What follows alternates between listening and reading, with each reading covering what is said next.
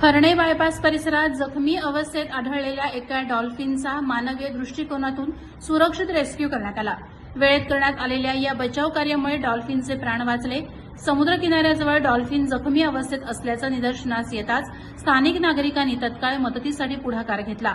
या रेस्क्यू मोहिमेत राखी अंबुर्ले वॉटर स्पोर्ट्सचे मालक यांच्यासह किरण सुनेकर, नारायण खोपटकर आणि धनराज पालेकर यांनी महत्वाची भूमिका बजावली। डॉल्फिनच्या शरीरावर जखमा आढळून आल्याने अत्यंत काळजीपूर्वक त्याला पाण्यातून बाहेर काढत प्राथमिक स्वरूपाची मदत देण्यात आली। त्यानंतर डॉल्फिनला सुरक्षितरित्या पुन्हा समुद्रात सोडण्यात आलं।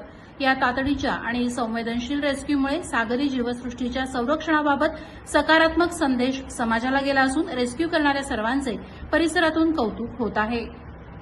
प्रहार डिजिटलसाठी राकेश कोळी, दापोली।